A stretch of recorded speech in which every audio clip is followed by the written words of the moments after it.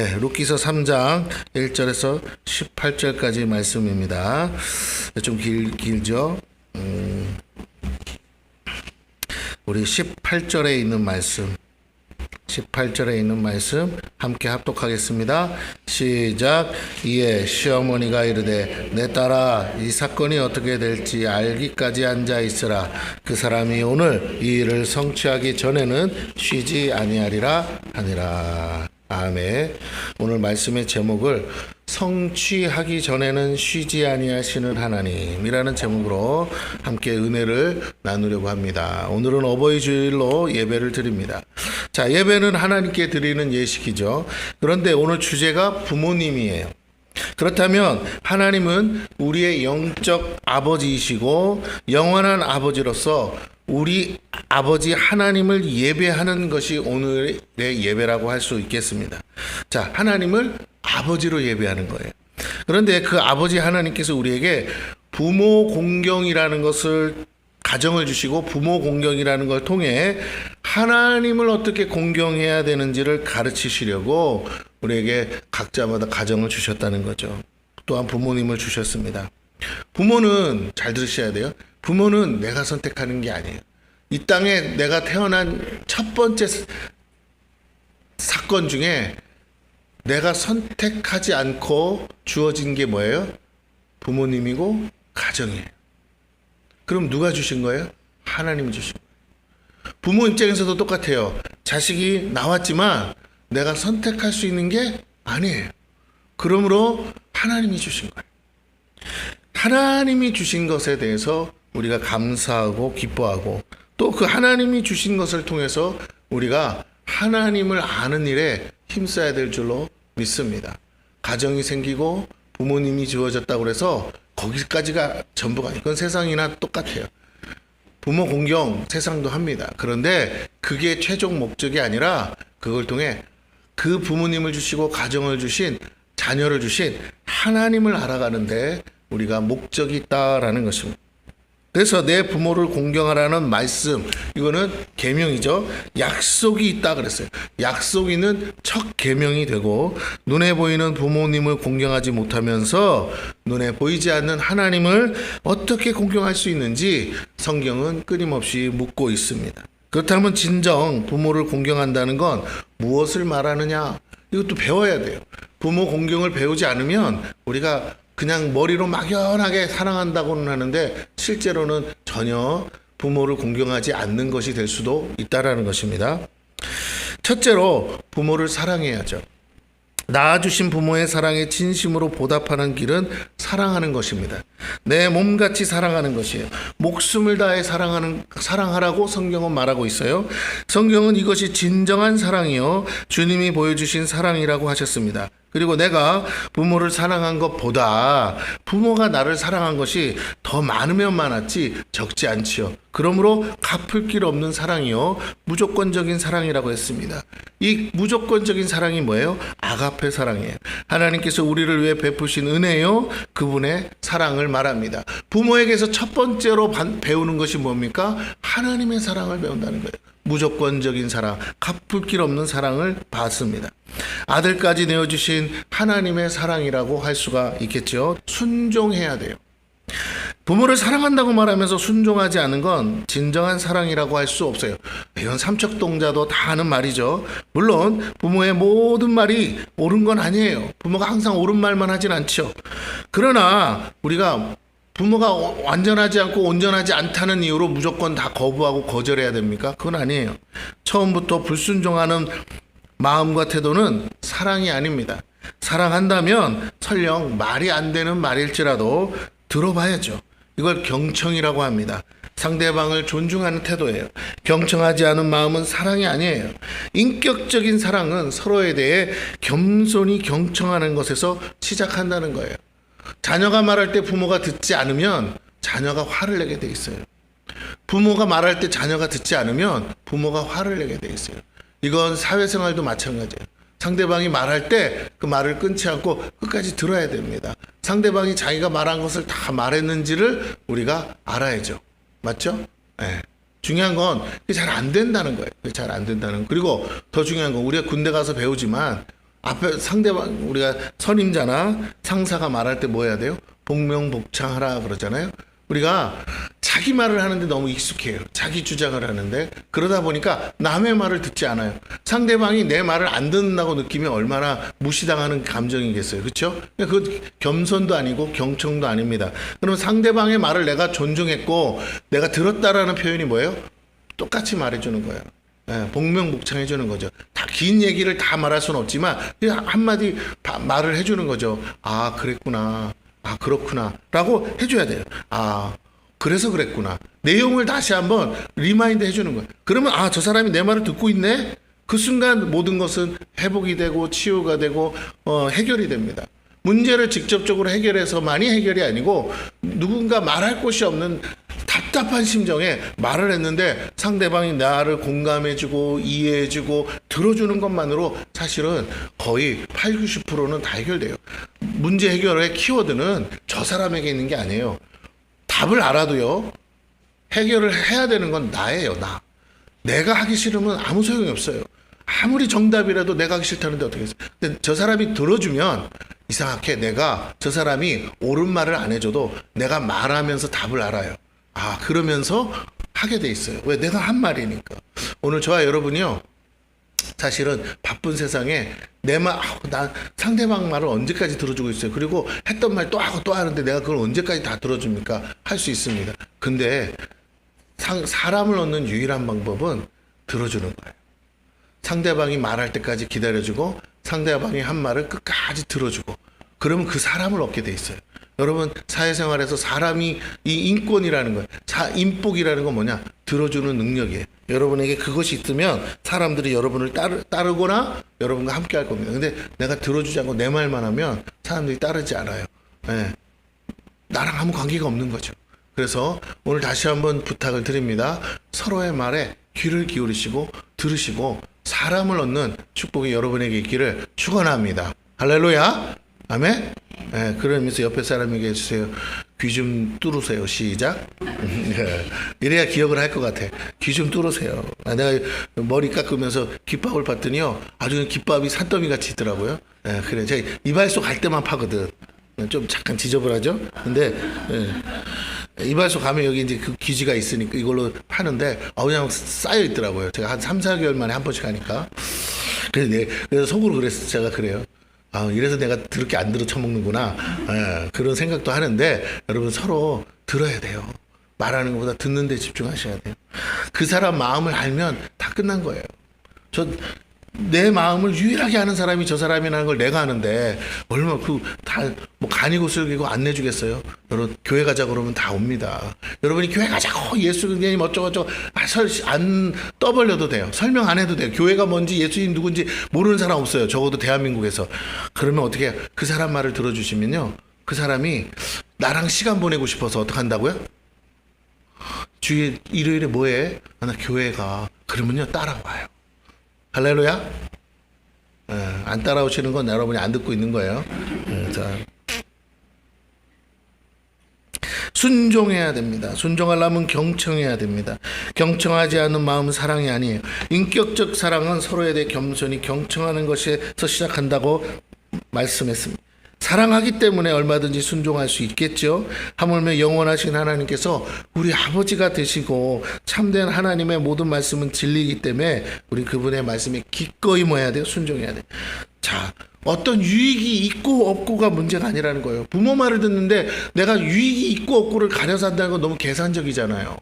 부모 말을 들으면 때로는 손해가 될 수도 있겠죠. 그래도 부모니까 듣는 거 아니겠어요? 예, 사랑은 희생과 헌신이 동반되게 돼 있어요. 그러므로 우리가 상대방의 말을 듣고 남이 아닌 다음에야 가족이라면 이 손익계산을 따지는 게 아니잖아요. 우리가 그것이 문제가 아니기 때문에 우리가 하나님을 어떻게 생각하느냐가 더 중요하다는 거예요. 우리가 자꾸만 계산적으로 가면 자식이 부모의 말을 듣는데 자꾸 자기 손익을 따진다면 부모에 대한 마음의 중심이 어떤지가 너무 적나라하게 드러나지 않습니까? 도대체 엄마 아버지를 어떻게 생각하느냐는 거예요. 계산기 두드려가지고 아이고 손해되면 부모도 팔아버려요? 그런 거 아니잖아요. 부모도 마찬가지예요. 자식이 하는 말에 계산기를 두드려서 해야 되겠어요. 뭐 대부분의 부모는 그러지 않죠. 그러나 그런 태도가 보이면 자식이 얼마나 실망하겠어요. 똑같습니다. 사랑이라는 건요, 전제 자체가 손해예요. 손해. 내가 손해볼 각오로 하는 거예요. 그러므로 들으려면, 순종하려면 여러분이 다소 손해가 된다는 걸 감수하셔야 돼요. 인격적인 관계는 상호 존중에서 시작하기 때문입니다. 상대방이 나를 무시하는 태도가 보인다면 누가 그의 말에 귀를 기울이겠느냐라는 거예요. 그래서 여러분, 저도 실수하는 건데 자꾸 듣다 보면 목사가 목사 짓을 해요. 그래서 자꾸 말을 끊고 제가 가르치려고 하는데 상대방 그러려고 한 게 아니거든요. 그냥 얘기를 하는 건데 제가 자꾸 그거를 가타부타 옳고 그름을 따져서 막 가르치려고 해요. 근데 그럴 필요가 없거든요. 예. 집에서 아이들이 저한테 얘기할 때는 목사님이라서 얘기하는 게 아니라 아빠라서 얘기하는 거잖아요. 근데 자꾸만 내가 그 집에서도 목사 노릇을 하려니까, 그럼 대화가 단절되죠. 안 돼요. 부부끼리도 그렇잖아요. 우리 사모님이 저한테 얘기하는데 내가 자꾸 목사 짓을 하면 되겠냐고요. 남편으로서 얘기하는 건데.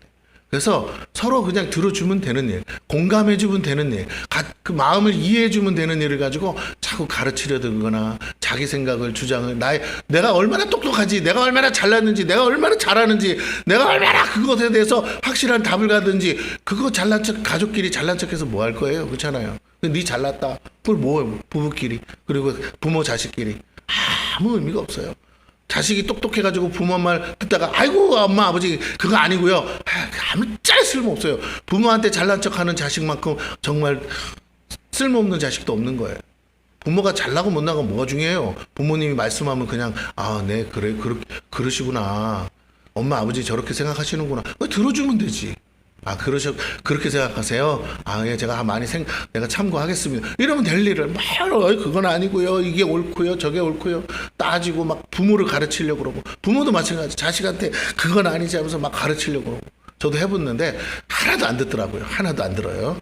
네, 그래서 제가 여러분에게 다시 한번 부탁을 드립니다. 어차피 안 들을 거예요. 여러분도 남이 막 여러분한테 막 가르치듯이 막 얘기하면 듣습니까? 아이고 속으로 잘난 척은 다시는 얘기 안 해봐라. 그러고 끝나죠. 네, 맞아요. 그러지 마세요. 들을 것도 아닌데 뭐하러 자꾸 가르치려고 하세요. 이제 저도 그래서 안 가르치려고 그래요. 그냥 알아서 본인이 스스로 깨닫기 전까지 그냥 참고 기다리고 인내하는 거예요. 자식도 그렇게 키우는 거 아니겠습니까? 자식이 깨달을 때까지 부모는 그냥 기다려주는 거죠. 마찬가지. 오늘 우리가 그렇게 할 때 하나님이 더 빨리 일하실 줄로 믿습니다. 할렐루야. 예, 옆 사람에게 한 번 더 해서 기억해야 되니까 가르치지 마세요. 시작. 귀 따가워요. 가르치지 마세요. 듣기 싫어요. 가르치지 마세요. 목사님 한 분만 가르치고 다 하지 마세요. 내 말 안 들어줄 거면 가르치지 마세요. 예. 여러분 들어주세요. 할렐루야. 가르치지 말고 뭐라고요? 들어주세요. 그래서 성경도 나오잖아요. 입은 하나고 귀는 뭐라고요? 왜? 듣기는 속히 하고 말하기는 더디하라.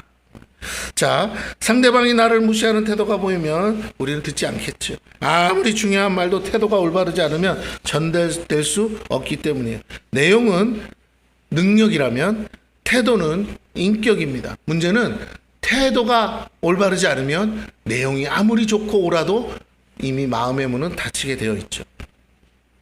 날선 칼도 칼집에 들어가 있을 때 안전한 거예요. 그래야 들고 다닐 수 있어요. 칼집을 벗기고 칼 날채 들고 다니면요, 그거는 강도밖에 되지 않는 거예요. 그래서 우리가 겸손한 태도가 내용의 진정성을 보여준다라는 거예요. 사기꾼의 문제는 뭐예요? 내용은 거짓말인데 태도가 너무 좋은 거예요. 그러니까 그냥 믿어버리는 거예요. 오늘 저와 여러분이 거기에 많이 속기도 합니다. 하지만 그러나 필요한 일이에요. 우리가 내용도 중요하고 그러나 우리의 태도도 분명히 인격적으로 잘 갖춰져 있을 때 우리의 가지고 있는 좋은 내용이 빛을 발할 수 있어요. 부모에게 순종하는 건 결국 사랑의 표현이라는 것입니다. 셋째로 부모에게 관심을 좀 가져야죠. 사랑하고 순종을 하려고 하는데 그러려면 어떻게 해요? 수시로 관심을 가져야 돼요. 부모가 나를 부를 때만 가는 게 아니고 부모가 부르지 않아도 내 마음이 어디 있느냐 관심 있으면 전화라도 한번 하는 거죠. 부모가 원하는 게 뭔지 알아야 돼요. 나의 사정만을 알리려고 부모를 찾으면 안 되고 부모님의 현재 상태에 대해서 우리가 돌봐야 됩니다. 나이 먹어서 늙으신 부모님만 돌아보는 게 아니라 우리가 건강할 때 더 돌아봐야 되겠죠. 건강할 때 같이 여행도 다니고 건강할 때 같이 시간을 많이 보내야 그 추억이 많아야 힘들고 어려울 때 서로 사랑의 관계가 유지가 되는데 그런 추억이 안 쌓이면요. 정말 힘들고 어려울 때 결정적일 때 나몰라라 할 수가 있다는 거예요. 상대방에 관심을 갖는 게 사랑이에요. 그래서 부모와 친분이 많거나 시간을 많이 보낸 자녀들은요, 아무리 친구가 많아도 친구보다 부모가 우선이 돼요. 가정이 우선이 되고. 근데 부모와 사랑을 많이 못 빼놓으면요, 친구가 우선이 돼요. 왜? 친구랑 시간을 더 많이 보냈기 때문에. 이거는 저울이 한쪽으로 기울어져 있다는 것밖에 되지 않습니다.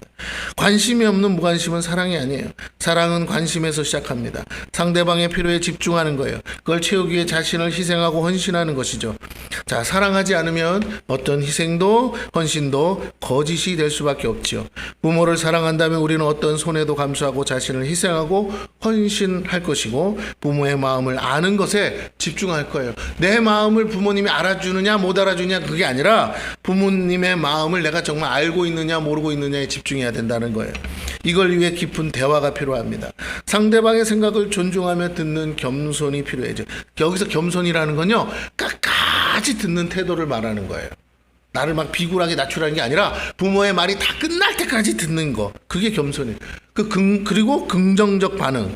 이 필요해요. 리액션, 좋은 리액션이 필요해요. 온유하고 긍정적인 리액션은 서로에게 친밀감을 해요. 리액션 별거 아니에요. 아이고, 이런 긍정적, 그 사람의 마음을 알아주는 리액션이 필요하다는 거예요.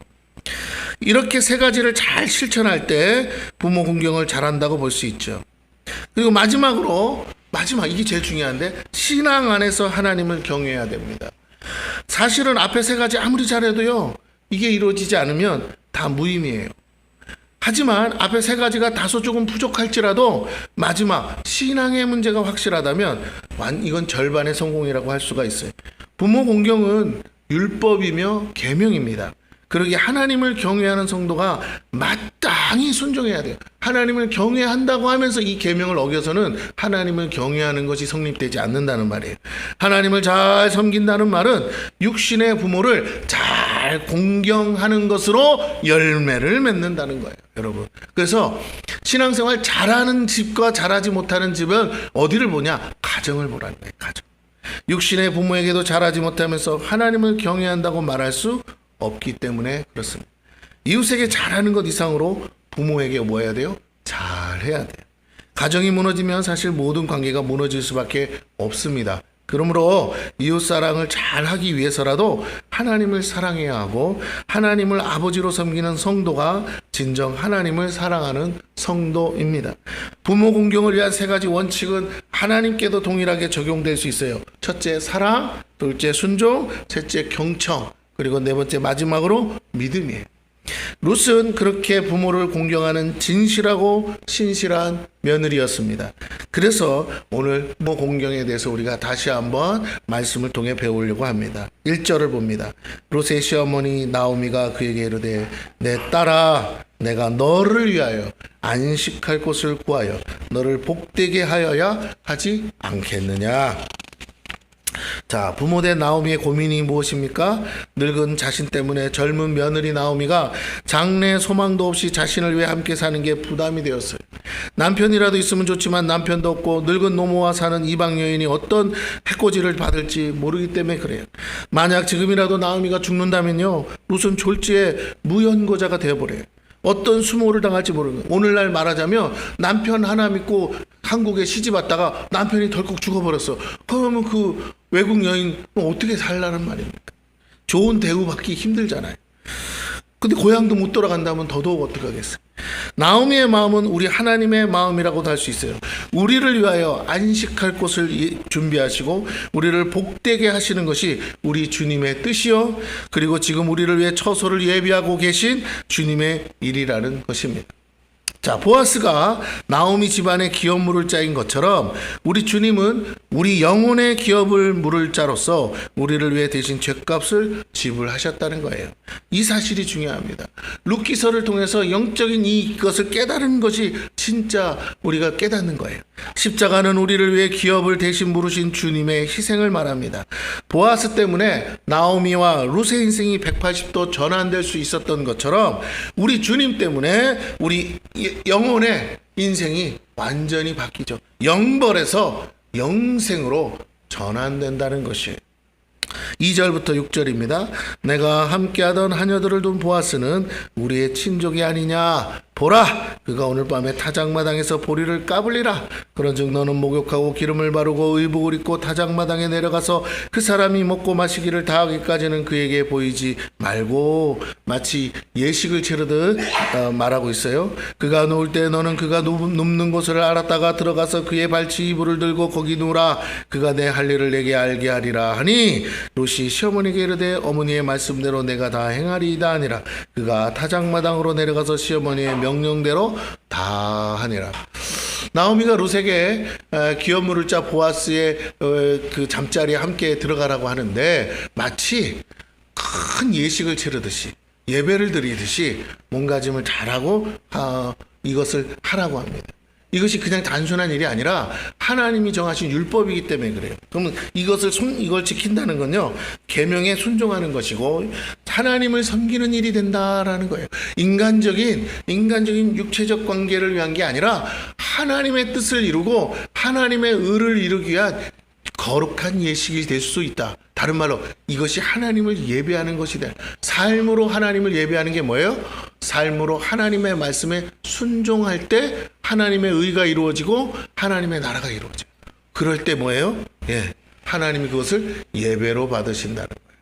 오늘 우리가 이 예배당에 나와서 드리는 예배는 삶의 연장이요, 여기서 하나님께 온전히 마지막 딱 완성으로 하나님께 예배하는 거죠. 한 주간의 삶이 하나님을 예배하지 않으면서 주일날만 나와서 예배드린다? 그건 조금 문제가 있을 수 있어요.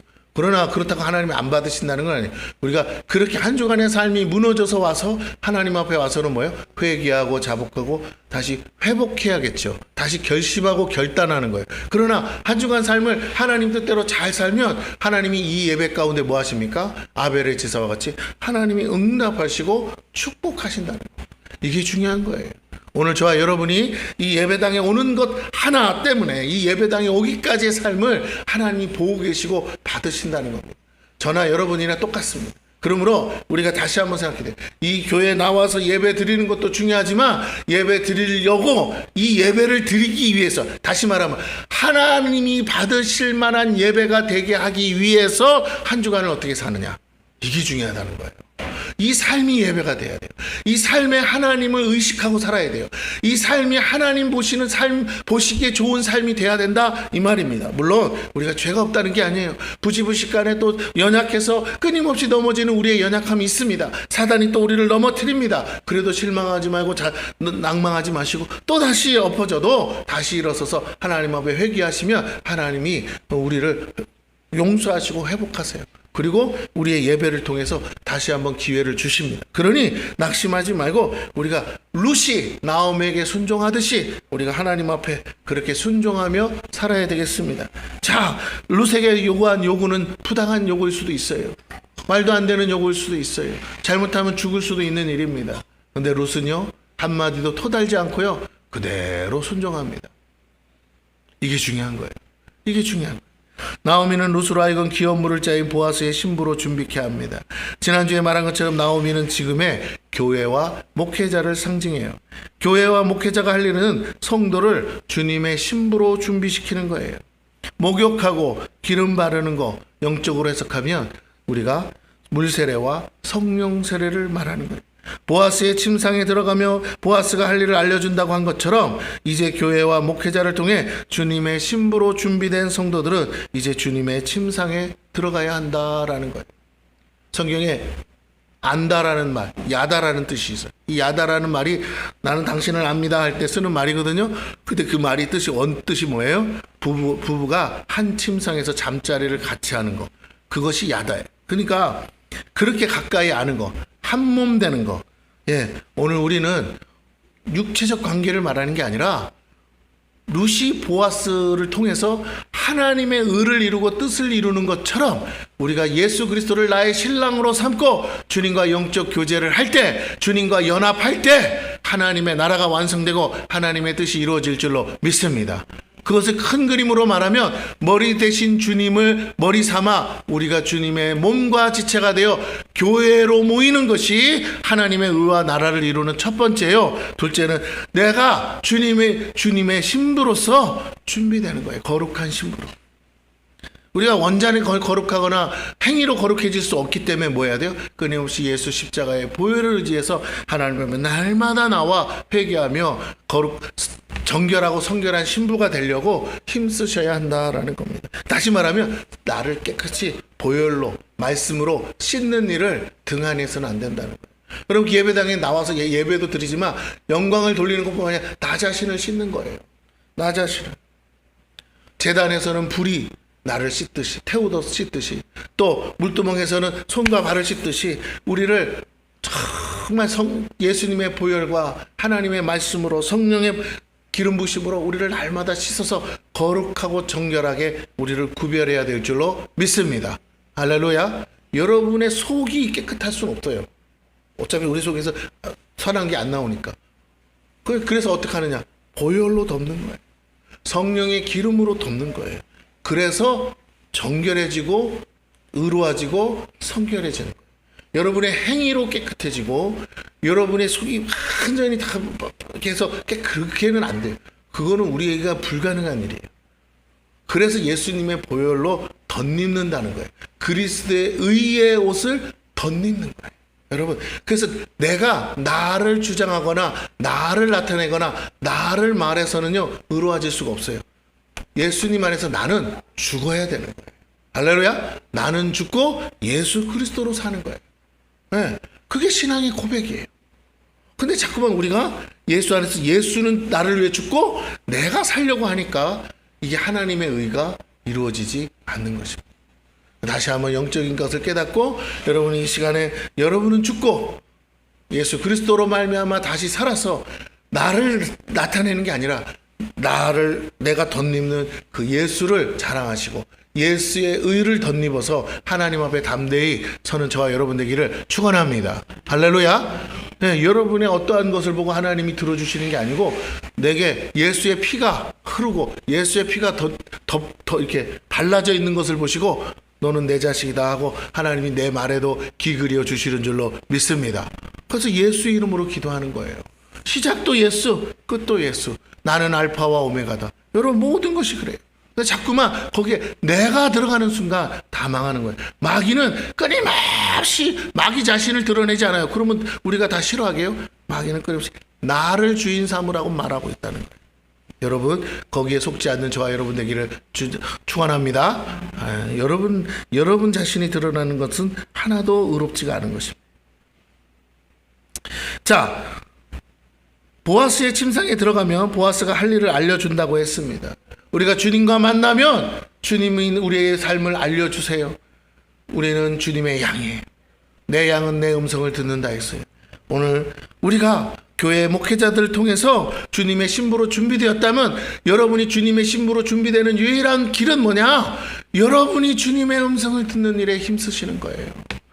주님은 저를 통해서 말씀한다고 하지만 그게 중요한 게 아니라 주님은 여러분에게 직접 말씀하기를 원하신다는 거예요. 여러분이 직접 주님께 나오기를 원하신다는 거예요. 할렐루야. 그것을 제가 대신 절하는 거예요. 제가 주님이 여러분의 인생이 어떻게 되고 뭐 이런 걸 얘기해 주는 게 아니고 그건 주님이 여러분에게 직접 말씀하기를 원하시는 거고 주님이 여러분에게 직접 말씀하기를 원하신대요라는 요 멘트를 저를 통해서 하시는 거예요. 할렐루야. 그 여러분이 하실 일은 뭐예요?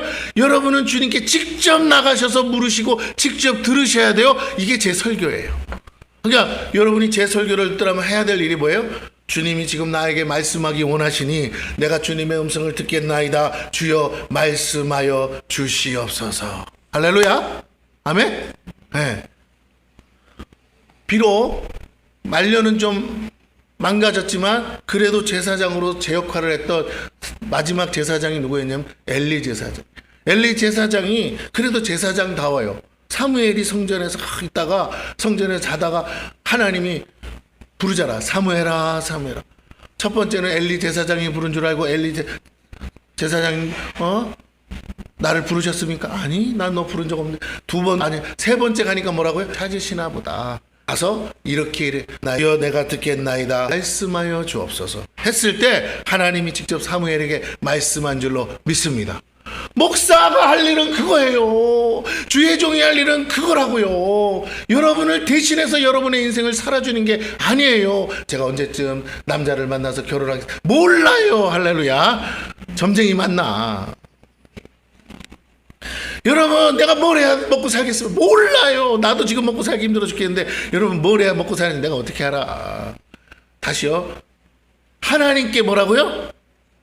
직접 들어야 돼요. 그 인격적 관계를 하나님은, 아니 자식인데, 내 자식인데 내 자식 친구를 통해서 자꾸 내가 대화를 하면 그게 온전한 대화가 되겠냐고요. 오해만 생기지. 중간에 얘가 말 빼먹을 수도 있는 거 아니야. 안 돼. 싸우든 말든 뭐 해야 돼요? 직접 만나서 직접 대화해야 될 거 아니에요. 부모 자식이니까. 그렇습니다. 여러분, 목사가 자꾸 중간에 하나님과 여러분 사이에 끼어들면 안 돼요.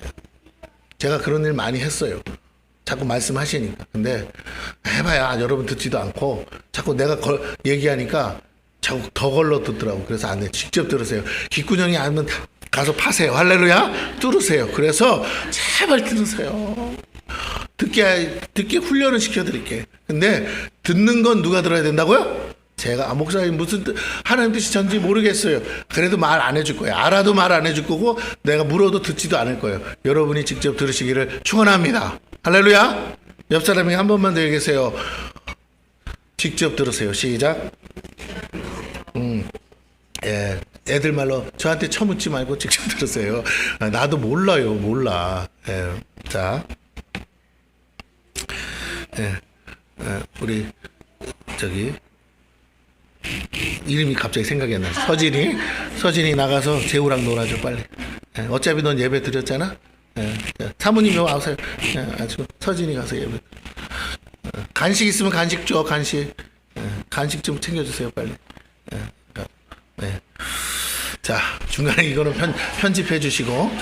자, 그래서 그렇습니다. 우리가 자꾸만요, 하나님의 음성을 누군가를 통해서 듣고 싶어요. 그래서 다 망하는 거예요. 그래서 다 잘못되는 거예요. 그래서 다 넘어가는 거예요. 내가 제발 부탁입니다. 성경 어디에도 그렇게 얘기 안 합니다. 하나님이 여러분에게 직접 말씀하는 줄 믿으시기를 바랍니다. 아이고, 하나님이 저한테 아무 말씀 안 하는, 아니, 하나님은요 꼭 이렇게 말하듯이만이 아니에요. 상황을 통해서, 지나가는 사람을 통해서, 또 뭐 조금 더 경건하면 극동방송을 듣다가, 찬송을 부르다가, 설교를 통해서, 가장 쉬운 길이 목사님 설교를 통해서 듣는 거고, 성경 말씀 가지고 하니까 가장 어려운 건 뭐예요? 누군가 다른 사람을 통해서 듣는 거예요. 어쨌든 하나님은 끊임없이 뭐라고요? 공중 나는 지나가는 참새를 통해서도 뭐 하실 수 있다고요? 어느 날 갑자기 짹짹짹 거렸는데 다른 사람 귀에는 뭘로 들려? 짹짹인데 나한테는 뭘로 들렸다고요? 돌아오라 이렇게 들릴 수 있잖아요. 그런 거야. 그러니까 들어야 돼요. 여러분이 그러면 잘 들어요. 저를 보세요. 참새 짹짹거리는 소리도 하나님 음성으로 들리려면 내가 어떻게 해야 될까요?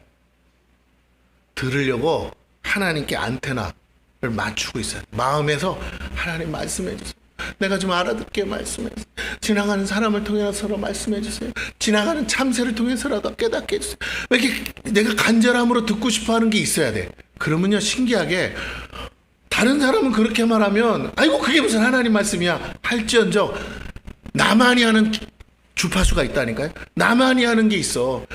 딱 이런 일이 있을 수 없는데 딱 저렇게 말했어. 그러면 그건 하나님의 음성이 될 수 있는 거 아니겠어요? 할렐루야.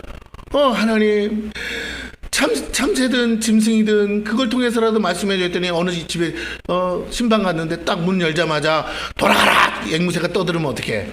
주의 음성인지 돌아가야지. 할렐루야. 뭔 말인지 알아듣겠어요? 아니, 그거는 다른 사람은 그렇게 하지만 내가 속으로 뭐 했기 때문에 기도했잖아. 그럼 나는 그렇게 듣는 거야, 하나님 음성으로. 근데 그 신기하게 열매가 있다니까요. 왜 하필 그런 우연이 생기냐고. 우연을 가장한 필연이 이루어집니다.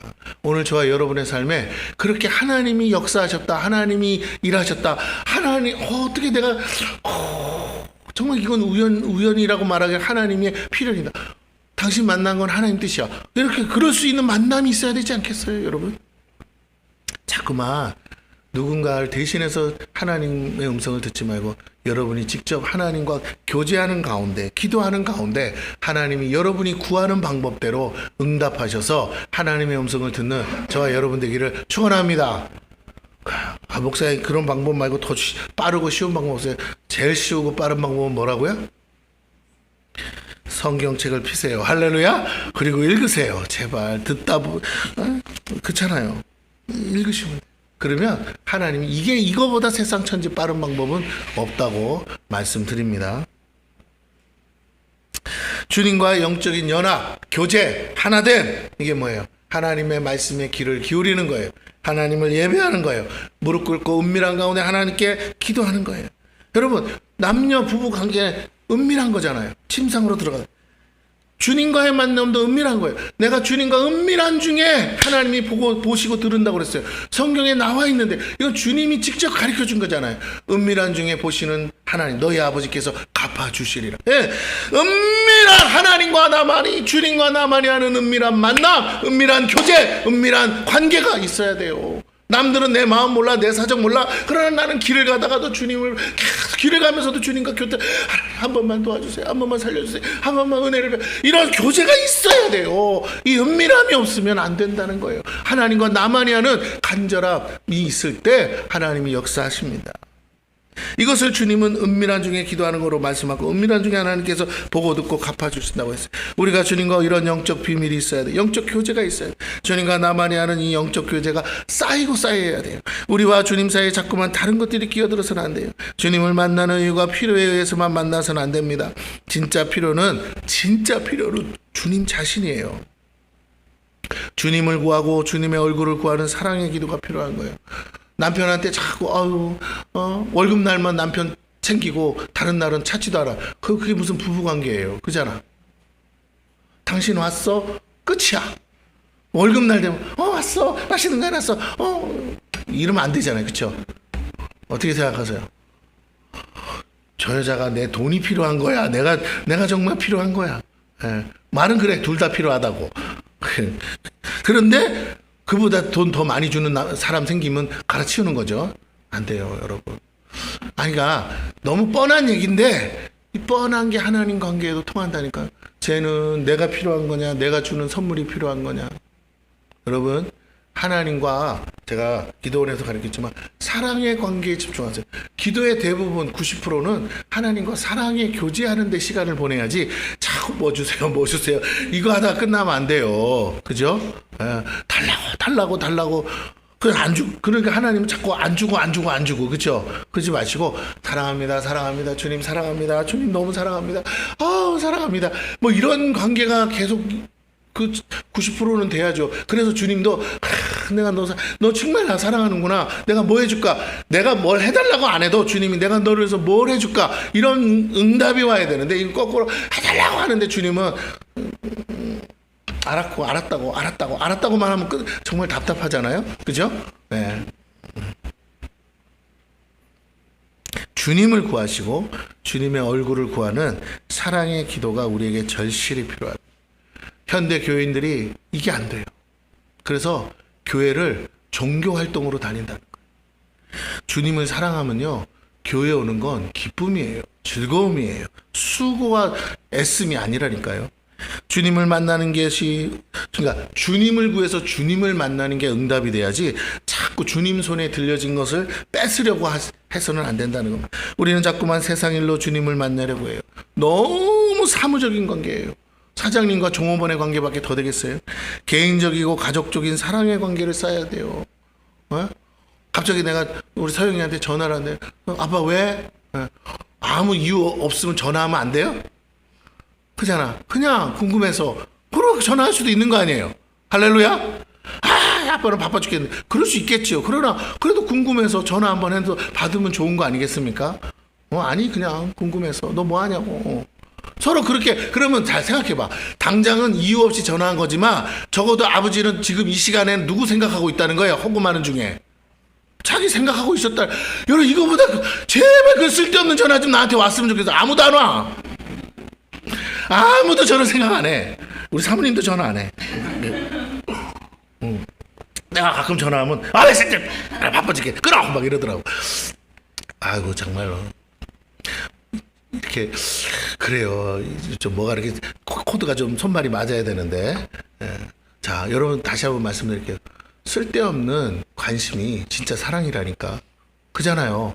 이유 없이 보고 싶은 게 친구 아닙니까? 목적도 없고 그냥 시간 때우려고 만나지만 친구 만나는 게 제일 좋은 거 아니에요? 아무것도 안 해도 그냥 동네 한 바퀴 돌다가 오거나 어디 앉아가지고 놀아도 얘기, 세상 천지 쓸데없는 소리잖아요. 친구랑 하는 얘기가. 그죠? 근데도 그게 진짜 좋은 거예요. 왜? 서로 공감이 되고 서로 막 재밌게 시간을 그것이 추억이라니까요. 그래서 어려울 때 서로 뭐예요? 시간과 물질을 기꺼이 내주는 거 아닙니까? 오늘 주님과 그렇게 교제를 하면 왜 주님이 여러분을 위해서 기꺼이 하나님의 천국의 창고에 쌓인 보화와 축복을 여러분에게 주지 않겠냐. 여러분 다시 한번 생각해보세요. 내 같아도 나는 하나님이 달라고 그래도 안 줄 것 같아. 왜? 뭘 하나님과 교제하거나 만나면 뭐 쌓인 추억이 있어야지. 여러분 지금부터 시작하면 돼요. 하나님은 우리보다 훨씬 좋으세요. 시작만 하려고 해도 하나님은 역사하실 줄로 믿습니다. 왜? 잘하라고. 그게 옳다고. 그게 맞다고. 김 목사가 한 말이 맞으니 내가 복 줄 테니까 더 그렇게 하라고. 자꾸 달라고만 오지 말고 나랑 사랑의 교제를 하자고 주님이 복 주실 줄로 믿습니다.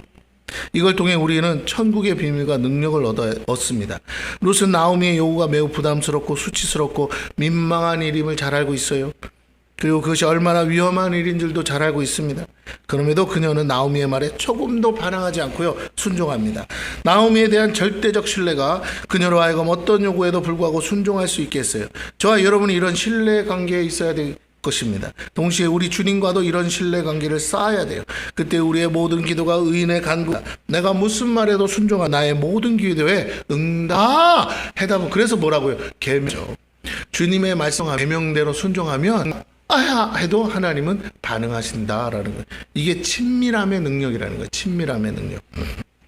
여러분이 밤새 기도해서 응답받는 게 아니고 평상시에 주님과 친밀한 교제가 여러분이 하나님께 24시간 집중하고 있는데 하나님이 여러분에게 왜 집중 안 하시겠냐 이 말이에요. 이미 하나님은 24시간 여러분에게 집중하고 계십니다. 7절부터 우리 14절까지 보겠습니다. 보아스가 먹고 마시고 마음이 즐거워 가서 곡식단 더미의 끝에 눕는지라. 룻이 가만히 가서 그의 발치 이불을 들고 거기 누웠더라. 밤중에 그가 놀라 몸을 돌이켜 본즉 한 여인이 자기 발치에 누워 있는지라. 이르되 내가 누구냐 하니 대답하되 나는 당신의 여정 룻이오니 당신의 옷자락을 펴 당신의 여정을 덮으소서. 이는 당신이 기업을 물을 자가 됨이니이다 하니 그가 이르되 내 딸아 여호와께서 내게 복 주시기를 원하노라. 내가 가난하건 부하건 젊은 자를 따르지 아니하였으니 내가 베푸니 내가 처음보다 나중이 더하도다. 그리고 이제 내 딸아 두려워하지 말라. 내가 내 말대로 내게 다 행하리라. 내가 현숙한 여자인 줄을 나의 성읍 백성이 다 아느니라. 참으로 나는 기업을 물을 자이나 기업 물을 자로서 나보다 더 가까운 사람이 있으니 이 밤에 여기서 머무르라. 아침에 그가 기업 물을 자의 책임을 내게 이행하려 하면 좋으니 그가 그 기업 물을 자의 책임을 행할 것이니라. 만일 그가 기업 물을 자의 책임을 내게 이행하기를 기뻐하지 아니하면 여호와께서 살아계심을 두고 맹세하노니 내가 기업 물을 자의 책임을 내게 이행하리라. 아침까지 누워있을지니라 하는지라. 룻이 새벽까지 그의 발치에 누웠다가 사람이 서로 알아보기 어려울 때 일어났으니 보아스가 말하기를 여인이 다장마당에 들어온 것을 사람이 알지 못하여야 할 것이라 하였음이라. 이 일을 이루기 위해서 보아스가 룻을 잘 배려하고 있죠. 자, 보아스는 룻이 어떤 여자인 줄 이미 알고 있어요. 이런 해픈 여자가 아니라는 거 알고 있습니다. 그럼에도 불구하고 자기의 침상에 들어온 룻에 대해 칭찬하고 하나님의 복을 받을 것이라고 축복합니다. 왜요? 그 여자가 너무 육신적인 여자여서가 아니고 하나님의 의를 이루기 위해서 자기를 희생하는 거잖아요. 우리의 상식대로는 이해가 되지 않으나 이스라엘 백성이라면 너무나 이해하기 쉬워요. 특별히 또 보아스가 나이 많은 할아버지라니까요. 오히려 룻을 칭찬할 수밖에 없어요. 사람은 다 똑같습니다. 룻도 젊은 여인이기에 오늘날로 하면 한 20몇 살 먹은 여자라고 생각하면 돼요. 젊은 사람과 연을 맺고 싶지 않겠습니까? 장래가 촉망돼야 되잖아요. 그런데 룻은 오직 나오미의 말에 절대 순종했어요. 외모를 따지지 않았다는 거예요. 그만큼 보아스는 늙은 사람입니다. 어쩌면 기력이 다해 자녀를 갖지 못할 수도 있음에도 불구하고 가리지 않고 주의 말씀을 믿고 은혜를 구했어요. 보아스는 이 점을 칭찬했습니다. 그리고 무엇을 해야 할지를 정확히 알려주고 자기의 책임을 다하기로 약속한, 와서 침상에 와가지고는 자기야 하고 이렇게 한 게 아니에요. 그죠? 그런 말 안 했어요. 너 왜 그래? 그러니까 당신이 나의 우리의 기업물을 짜입니다. 누가 가르쳐 줬겠어요? 시어머니 나오미가 가르쳐 줬지. 시어머니가 가르쳐 주셔서 제가 하라는 대로 순종했습니다. 그 말에 보아스는 감동한 거예요. 예. 이스라엘 여자도 그 하라도 안 하는 짓을 이방 여자가 믿음을 가지고 젊은 여자가 나이든 할아버지한테 와서 자기 몸을 맡기면서까지 한다는 그건 희생 아닙니까? 솔직히 말하면. 예. 그래요. 여러분, 우리가 정말로 겉으로만 보지 말고 그 속을, 내면을 들여다봐야 합니다. 성경은 이것을 지금 강조하고 있어요. 자, 무엇을 해야 될지 정확히 일러주고 자기의 책임을 다하기로 보아스가 약속을 합니다. 그렇습니다. 오늘 우리가 주님과 친밀한 교제 가운데 들어가면요, 주님이요, 우리를 당신 마음대로 하시는 게 아니라 우리에게 가장 선하고 유익한 길로 우리의 기업물을 짜대시는 주님께서 인도하실 줄로 믿습니다. 어떤 사람들은 주님의 뜻을 알면 내 삶이 다 망가지고 내가 원하는 건 하지도 못하고 나는 다 희생해야 되고 주님이 죽자고 하면 죽고 주님이 하자고 하면 하고 다 그래야만 되는 줄 알아요. 여러분, 그거는 하나님이 아니에요. 하나님을 몰라도 너무 모르는 거야. 인격적 교제가 없으니 하나님을 부처님 섬기듯이 섬기는 거야. 오해예요. 오해. 여러분, 하나님은 인격적 신이란 말이에요. 하나님은 우리를 인격적으로 대우하세요. 나를 만드실 때부터 내가 뭘 잘하는지, 뭐에 특화돼, 내가 어떻게 하면 행복한지, 뭘 좋아하는지를 누구보다 잘 아신다니까요. 그래서 하나님은 나의 인격을 상하게 하지 않으세요. 하나님은 나에게 상처 주고 싶은 게 아니에요. 무조건 희생하고 순종하고 순교해라 이렇게 하시는 게 아니라고요. 이상한 무슨 하지도 못할 고차원적 신앙을 가지고 와가지고는 마치 하나님이 자기에게 그렇게 요구할 것처럼, 여러분이 그 정도의 믿음만 있으면 지금 그렇게 살지도 않을 거예요. 하나님도 그 정도 믿음이 아닌 줄 아는데 뭔 이상하게 갑자기 순교자가 되려고 그래요. 옆 사람에게서요, 되지도 않는 말 하지 마십시오. 시작. 순교할 각오도 없고 순교할 마음도 없으면서 뭘 순교자를 꿈꿔. 하나님도 안 시켜요. 아무나 순교자 시키겠어요? 감당할 만한 그릇이 돼야죠. 순교하라고 해도 불평불만 안 하는 사람이 해야지. 예. 누구보다 나를 잘 아세요. 내가 감당 못할 시험 주지 않는다 했잖아요. 하나님을 믿으세요. 하나님은 여러분을 시험하려는 게 아니에요. 여러분과 사랑의 교제를 하고 싶은 거지. 작은 것부터 하나씩 시켜본다. 작은 것부터 순종하는지 안 하는, 작은 것에 충성하는 자에게 큰 것 맡긴다 했잖아요. 말씀을 모르니까 자기 식대로 하나님을 판단하는 거예요.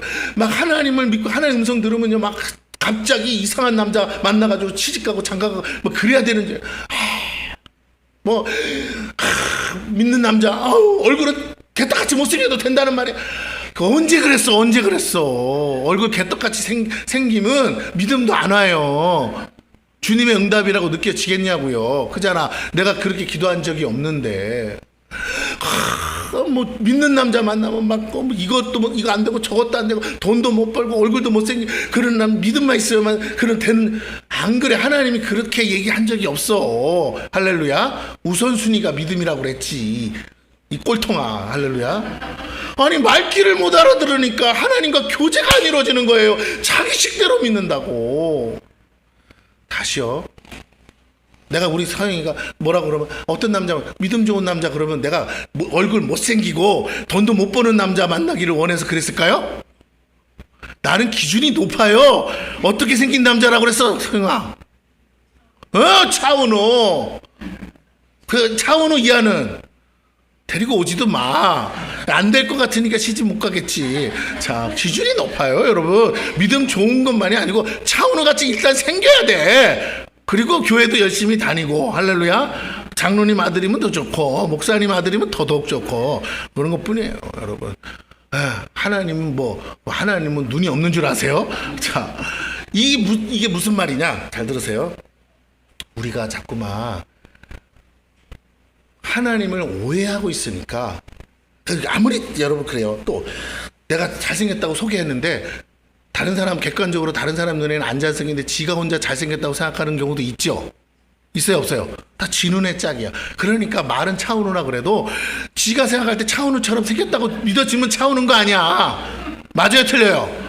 아빠가 차은우에서 데려와서 내가 아무리 봐도 차은우가 아닌데 지 눈에는 뭘로 보인다고요? 콩깍지가 씌우며 차은우로 보이는 거야. 그렇다는데 그건 믿어줘야지 어떡하겠냐고요. 맞아요. 이게 중요한 거예요. 할렐루야. 아멘? 나는 우리 사모님 만날 때 기도했어요. 나 이영애 같은 여자 달라. 근데 나 이 사모님이 이영애로 보였다니까? 안 보였으면 제가 결혼했을까요? 안 했을까요? 안 했지. 이영애 같았어요, 얼굴은. 근데 키가 이영애가 아니었어. 앉았을 때 봐가지고 섰을 때 봐야 되는데. 그래서 자, 웃자고 한 소리 내도 진담으로 듣지 마시고. 자, 제가 무슨 말이냐, 다 자기 눈에 짝이 있다니까요. 내가 그 부분에 있어서 하나님이 대답해 줬기 때문에 내가 자유해서 우리 사모님 만났지. 안 했으면 내가 진짜 이영애 쫓아다니게 스토커로 잡혀갔을지도 몰라. 하도 좋아서. 근데 지금은 이영애 안 만나길 잘했다고 생각해요. 피곤해. 그잖아요. 근데 중요한 건요, 하나님이 각자 다 알아요. 여러분이 어떤 수준, 어떻게 보고 있는지를, 어떤 사람을 좋아할, 여러분의 수준도 알고 여러분의 기준도 알기 때문에 그런 건 오해의 여지가 있을 수가 있다 없다. 가장 본질적이고 중요한 걸 말했을 뿐인데 거기서 나머지를 그냥 도매급으로 가버리는 내 자신. 내가 그러면 뭐예요? 평상시에 인간관계가 잘 안 된다는 거야. 남의 말을 다 듣지도 않고 뭐라고요? 앞대가리만 듣고 쑥 자르는 거야. 지 생각으로. 그래서 안 되는 거예요. 여러분 다시 한번 부탁드립니다. 하나님 말씀 끝까지 듣기를 바랍니다. 여러분이 어떤 사람 이미 어떤 기도하고 있는지도 아실까요? 모를까요? 그래, 그거 받고 그 다음에 뭐라고요? 믿음도 뭐라고? 좋은 사람 찾으라고 하는데 자꾸 앞대가리 잘라버리고 하니까 안 돼요. 다시요. 오늘 저와 여러분이 주님과 사랑의 교제를 하면서 하나님 나 돈 좀 많이 벌었으면 좋겠어요.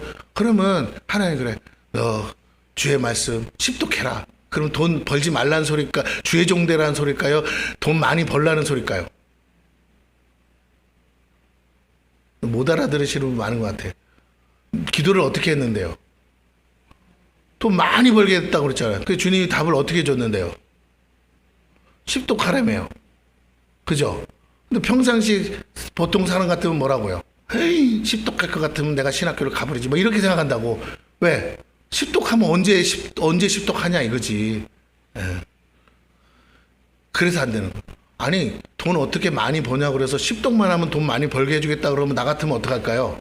나 일주일 만에 십독 해버릴 것 같아. 알아들었나 못 알아들었나. 근데 여러분은 어떻게 알아듣는다고요? 주님이 동문서답했다고 알아듣는 거야. 돈 좀 많이 벌게 되면 어떻게 해? 어디 돈 많은 방법을 알려주기를 바랬는데 뭐라고요? 내가 안 믿는 거야. 세상에. 그러면 애들이 다 돈 잘 벌어야 되게. 예, 목사님들이 10독이 아니라 100독을 해서 돈 목회자요. 목회 성공해서, 그쵸? 성공해서, 그쵸? 예, 성공해서, 그쵸? 예, 그쵸? 예. 다시 한번, 성경을 십독하면 하나님이 그 안에 하나님의 뜻을 이루는 길을 보여줄까요? 안 보여줄까요? 보여줘. 그러면 하나님의 길대로, 하나님의 뜻대로 사는데 왜 하나님이 하늘의 축복을 안 부어주시겠냐는 거예요. 문제는 일일이 말을 해주려고 그러니까 그거를 어떻게 알아도 내가 제대로 들었는지 못 들었는지 하나님도 여러분과 씨름하기 싫어. 그러니까 뭐라고? 성경을 보면 성경에 기록된 말씀은 하나님 말씀이라고 여러분이 부정할 수 없기에 기록된 말씀으로 내 뜻은 이거라. 첫째 부모를 공경해라. 이웃을 사랑해라. 아니까 거기 내가 이걸 못하는구나. 이거부터 해야겠구나. 내 자신이 회개하고 고치기 시작하니 하나님의 계명대로 살아가니 뭐라고요? 하는 일마다 손대는 일마다 기도하는 일마다 하나님의 축복이 오는 줄로 믿습니다. 아멘. 네. 법대로 하는데 누가 잡아가냐고요. 마귀도 안 잡아가요.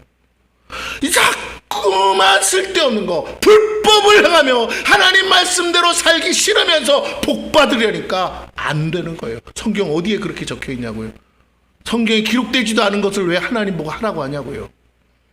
다시요. 오늘 저와 여러분 정신 차리길 바랍니다.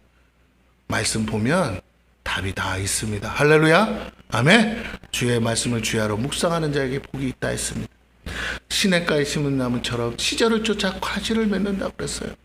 제발 잘못된 길, 빠른 길, 엉뚱한 길 가지 마시고 안전한 길, 확실한 길, 그리고 보장된 길로 가시는 저와 여러분 되기를 축원합니다. 부모가 뭘 가르쳐요? 그거 가르치는 거 아니에요. 내가 살아봤더니 아니더라. 네 말한 대로 빠를 수는 있어. 근데 그러다 다 망한다? 아니야. 그게 아니야. 차라리 안전한 게 나아. 오래 가는 게 나아. 가늘고 길게 사는 게 나아. 예, 오늘 저와 여러분이 이 하나님의 지혜를 받는 저와 여러분 되기를 축원합니다. 귀가 열려야 돼. 순종할 마음이 없으면 들리지도 않아요. 순종해야 돼. 순종하려면 뭐야? 나 자신을 낮춰야 돼. 낮아져야 돼. 룻은 오직 나오미의 말에 절대 순종했습니다. 자, 보아스는요, 우리 주님을 예표한다고 그랬어요. 우리 주님도 그렇게 하세요. 우리가 주님을 택할 때 주님은 우리를 위해 자기 책임을 다하고 우리의 모든 죄를 사하고 우리 죄까지도 사해 주시는 분이 우리를 모르실까요? 아셔요. 우리의 연약함도 아세요. 내가 또 자빠질 것도 아세요. 여러분 자전거 타다가 자빠지면 걔가 또 이렇게 해주면 그 다음부터 잘 탈 거라고 믿습니까? 아니죠. 열 번이고 20번이고 뭐라고요? 또 자빠질 거 부모가 알아요, 몰라요? 알지요. 그것 가지고 나무라지 않아요. 한 번 타보고 포기하는 걸 뭐라고 하는 거지, 끝까지 성공할 때까지 뭐라고요? 에? 다시 일어서고 다시 이러는 거, 그거 보고 싶은 거 아닙니까? 할렐루야. 야, 내 새끼지만 포기하지 않고 타네. 끈기가 있네. 인내심 있네. 야, 그리고 마지막에 한 수백 번 넘어졌지만 그때서 이제 막 지가 지멋대로 막 바퀴를 굴리면서 자전거 타면요, 성공한 거잖아요. 앞에 거 다 잊어버리는 거 똑같은 거예요. 하나님 우리를 그렇게 보고 싶어 하시는데 자꾸만 몇 번 해보고 안 된다고 때려친다고요? 하나님은 기뻐하지 않으세요. 롯은 자기 자신을 제물 삼아 드렸습니다. 죽을 수도 있는 상황입니다. 그런데 이것이 은혜가 되어 보아스의 사랑을 받게 됐고 죽었던 자가 다시 살아난 것처럼 롯은 이제 새로운 인생을 시작할 기회를 얻었어요. 새로운 삶을 위한 새로운 출발은 이런 믿음의 발걸음에서 시작합니다. 기업 물을 자의 전통은 하나님의 율법에 기인하고 그것은 약속의 땅을 차지하고 다스릴 백성으로서 하나님이 기업을 유업으로 이어가기 위한 대안이라는 거예요. 즉 언약 백성의 의무라는 겁니다. 그 언약에 충실할 때 하나님도 우리와의 관계를 온전케 하시고 우리에게 주시기로 하신 축복을 약속대로 이행하시는 거예요. 보아스는 이제 쉬지 않고 이 문제를 해결하기 시작했습니다. 제가 참 남의 일이긴 하지만 우리 이은관 목사님이 어제 전화가 왔어요. 밤에 늦게. 목사래. 그러면서 저한테 목사라고 하는 형이라고 하는 형, 속이 터진대. 무슨 일이 있었는데 전도사님을 새로 모셨는데 워낙 여러 가지 이제 경험이 없어서 가라에서 여기까지 다 가르쳐야 되는데 사모님이 뭔 대화를 하다가 얘기를 했대요. 전사님은 성경을 어떻게 읽으세요? 막 이렇게 했나 봐요. 질문 중에. 그랬더니 자기는 설교 준비하는 것이 성경을 읽는 거래. 성교 준비할 때만 읽는다는 거죠. 예.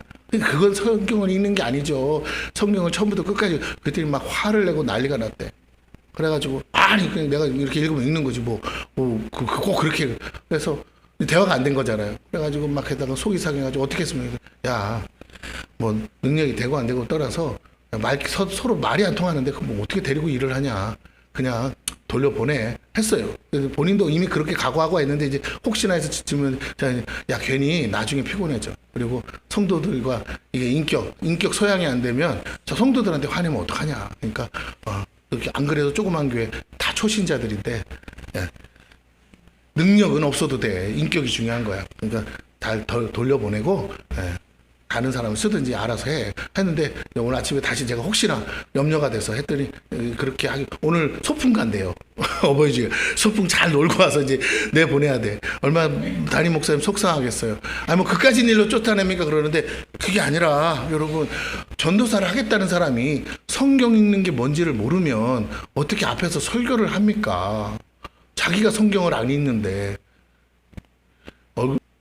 얼굴 표정 보니까 나도인데 제발요. 여러분, 교육자만의 문제가 아니라 여러분 장로님들이 성경 안 읽으면 아무리 기도 많이 한들 무슨 소용이 있어요.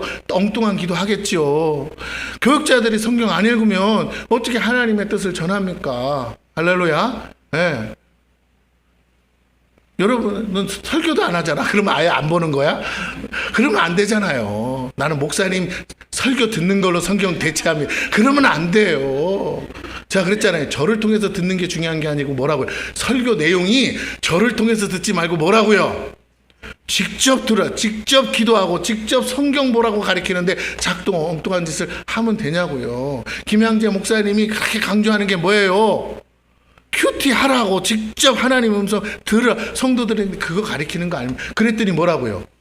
자기들 문제가 어떻게 됐다고요? 말도 안 되는 기적이 일어나서 하나에서 열까지 회복하고 치유하고 다 일어났대지 않습니까? 김양재 목사님은 은사도 없고 능력도 없는데도 말씀 보고 깨닫고 회개하고 기도하는데 성도들의 삶에 뭐가 일어난다고요?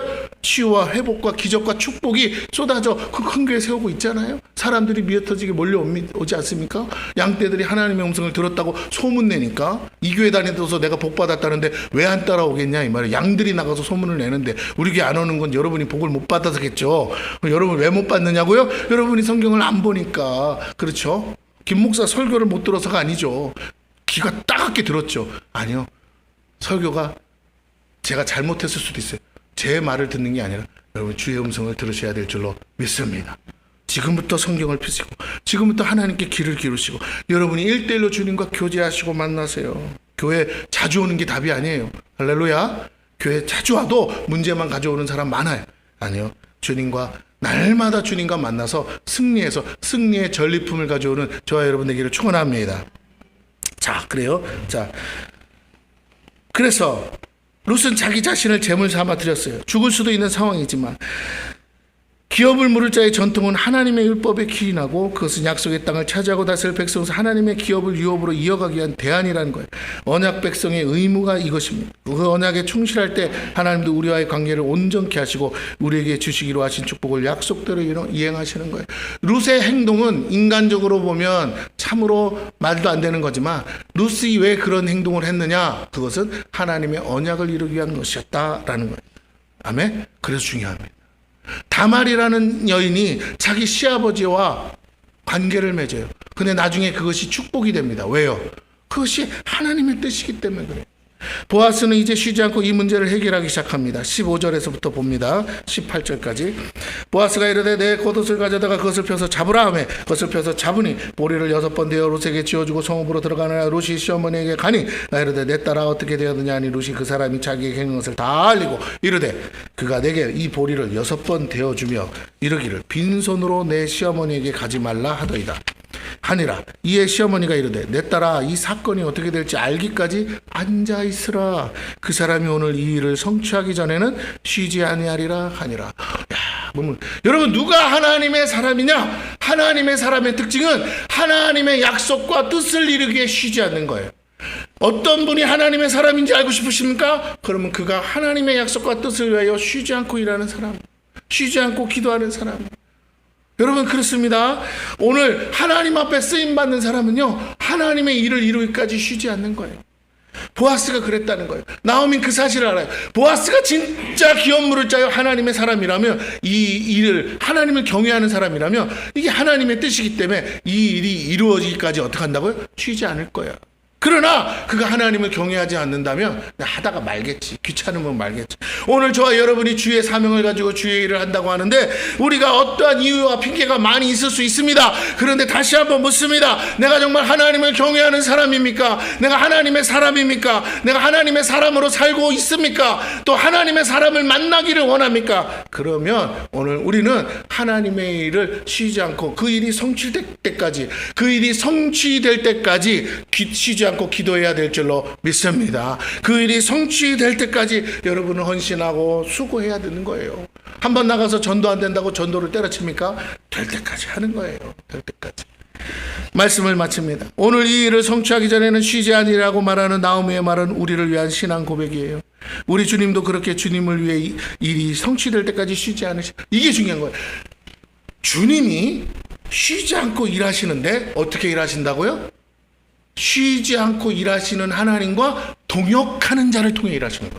할렐루야. 내 마음이 하나님이 일하시니 나도 일한다고 하시 주님처럼 주님이 일하니까 나도 나가고 주님이 일하니까 나도 주님이 들으시니까 나도 구하고 여러분 주님과 같이 해야 돼. 내 형편 내 사정 다 따져서는 아무것도 답이 없어요. 오늘 여러분의 초점이 나에게 있습니까? 주님에게 있습니까? 내 사정 알아달라고 주님께 기도하고 있습니까? 하나님의 사정을 알려고 기도하고 있습니까? 하나님이 일하고 계시면 일하는 곳에 나가야죠.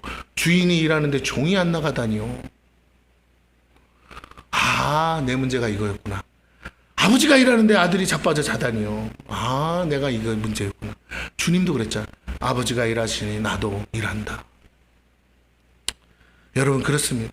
오늘 우리가 이 문제에 얼마나 걸려 있는지 몰라요. 나는 아무것도 안 하고 하나님이 다 해주기만 바라요. 여러분이 먼저 하나님의 사람이 되세요. 그리고 그럴 때 하나님이 진짜 그 일을 이룰 수 있는 키를 가진 사람을 내게 붙여주실 줄로 믿습니다. 응답의 키를 가진 사람이 있을 거 아니에요. 네. 그 사람이 그 일을 이루기까지 쉬지 않게 하실 거예요, 하나님. 우리 주님도 그렇게 일하셔요. 지금도 하나님은 그렇게 일하세요. 우리 기도에 응답하시기 위해 보이지 않는 가운데 일하십니다. 보아스가 하는 일을 롯은 볼 수 없어요. 그저 믿어야 돼요. 그래서 믿음이 필요한 거예요. 우리 눈에는 안 보이지만 하나님은 일하고 계세요. 우리가 기도했기 때문에 일하고 계세요.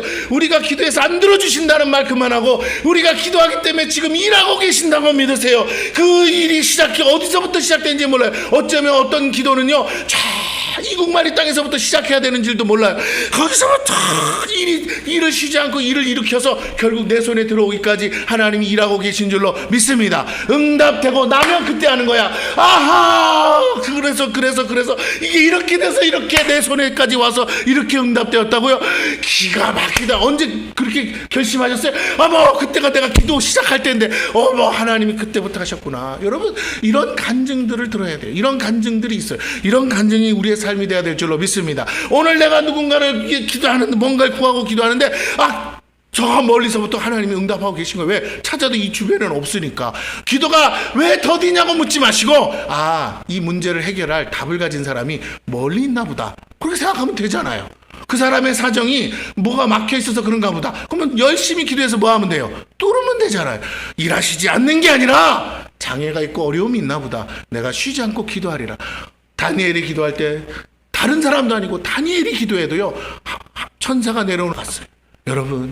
여러분, 기도의 내용의 차원이 다르니까 사단이 막아요.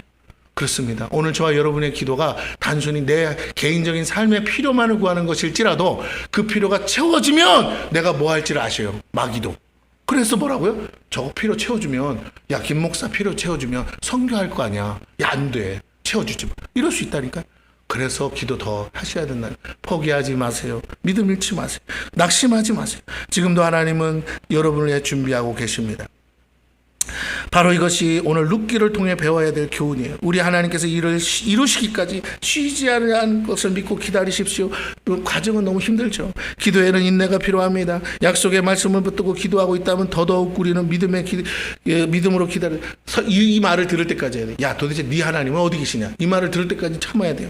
반드시 성취될 것을 믿으십시오. 왜냐하면 하나님이 쉬지 않고 일이 성취되도록 일하실 것이기 때문에 그래요.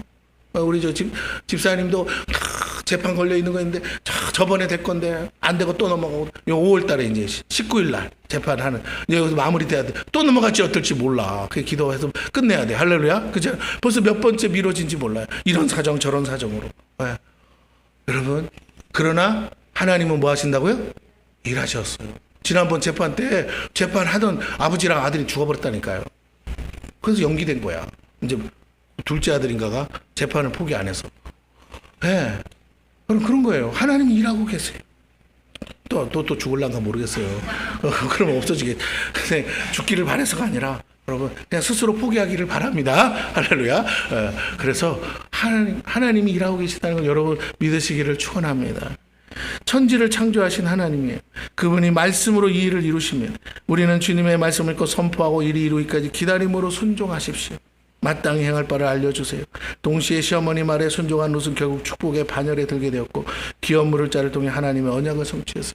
여러분, 지난번에 교회 와서 기도했던 우리 최순영 집사님 집이 안 팔려서 그러다 결국 요새 누가 집을 팝니까? 근데 그때 팔렸어. 그것도 더 깎을 수도 있는데 그 가게에 딱 맞춰서 팔렸어. 손해는 봤지만 어쨌든 그때 안 팔렸으면 진짜 손해볼 뻔해서 경매 나가지고 완전히 그냥 본전도 못 찾을 뻔했는데 그때 팔려서 다 해결하고 저 지금 괴산에 가서 이제 이사 가가지고 있는데, 여러분 포기하지 않고 있으면 하나님이 어렵지만 안 될 것 같지만 하나씩 풀어가시는 줄로 믿습니다. 그럼요. 그분이 일하세요. 마땅히 행할 바를 알려주십니다. 동시에 시어머니 말에 순종한 롯은 결국 축복의 반열에 들게 됐고 기업 모를 자를 통해 하나님의 언약을 성취했어요. 자, 여러분, 이 모든 계시가 결국 예수 그리스도를 완성될 교회된 우리의 모습이라는 거예요. 영원한 아버지 되시는 하나님을 섬기는 것, 우리의 기쁨이 되어야 될 것이고, 그러기에 눈에 보이는 부모를 공경하는 건 하나님께 하는 이름을 깨닫고 하나님께 하도 순종하시는 저와 여러분 되시기를 축원합니다. 막 사람들이 그래요. 언제까지 아버지 모시러 다닐 거냐? 우리 집사람도 언제까지 할 거냐? 내가 4월 달까지 해보고, 근데 요즘 이제 5월 달까지 해보고, 그런데 다행히도 아버지가 좋아지셨어요. 그래서 붓기도 다 빠지고, 그래서 막 투석할 날만 되면 얼굴이 이렇게 부어가지고 저를 만났는데, 지금 이제 몸무게 쭉 빠져가지고 지금은 그날 투석하는 날이 돼도 붓지 않고 있어요. 그래서 지금 건강을 많이 회복하셨어요. 감사해요. 네, 그렇습니다. 그 결과가 좋아지니까 주변 사람들도 제가 하는 이 수고가 의미가 있어지잖아요. 다른 사람들 목사로 소문났다고 그랬잖아. 그러니까 내가 목사가 믿는 하나님이 뭐 하시겠어요? 내가 아무 말 안 해도 영광 받겠죠. 예, 나는 그냥 그저 부모 공경한 거밖에, 물론 기도하죠. 그리고 아버지가 아프다 그러면 대신 기도도 해주고 내가 옆에서 축사도 해주고 다 해줘요. 근데 결국 그 결과물을 주니까 너무너무 감사해요. 그렇습니다. 눈에 보이는 부모를 공경하는 것 그 자체를 별거 아니라고 생각하지 마시고 하나님께 하는 이름을 깨닫고 하나님께 하도 순종하시는 저와 여러분 되기를 축원합니다. 주 안에서 사랑하고 주 안에 순종하는 것이 주의 뜻이에요. 순종할 때 언약이 성취되고 하나님의 의가 이루어지고 하나님 나라가 완성됩니다. 아이고, 저는 부모님 다 돌아가셨는데 여기 계세요. 우리 문권사님이 부모님이라고 생각하시고 섬기세요. 할렐루야. 교회 나오시잖아요. 안 나오면 걱정되잖아. 또 우리 아버지도 계시니까 여러분이 가끔 쓸데없이 관심 가져주시기를 바랍니다. 할렐루야. 어떻게 지내세요? 장로님하고 전화라도 한번 해주시면 돼요. 받든지 안 받든지. 그렇습니다. 주님도 우리를 위해서 뭐 하신다고요? 처소를 예비하세요. 롯과 같은 믿음의 사람들이 다 되셔서 하나님 나라를 유업으로 받으시기 바래요. 마지막, 주님과 함께 할 신혼집을 짓기 위해 힘써 주의 몸된 교회를 섬기는 저와 여러분들이 다 되시기를 축원합니다.